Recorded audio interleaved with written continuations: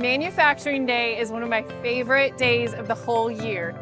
It's a grassroots movement with the Manufacturing Institute, and we're so excited to welcome in students from local schools.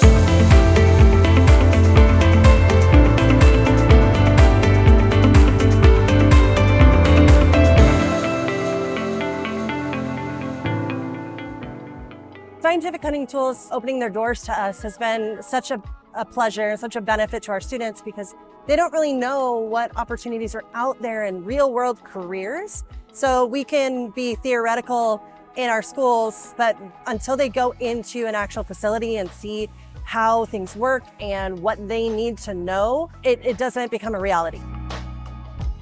I liked being able to interact with the machines, move them around, look at the screens and displays, being able to get closer to them, see the machines cutting into the new tools and the coolant sprayed on them as well.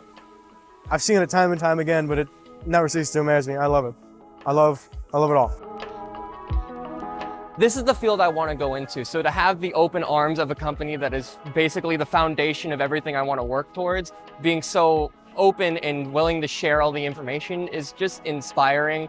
Really, just to see that they want more people to come in and want more people to work with these tools and just experience this kind of environment.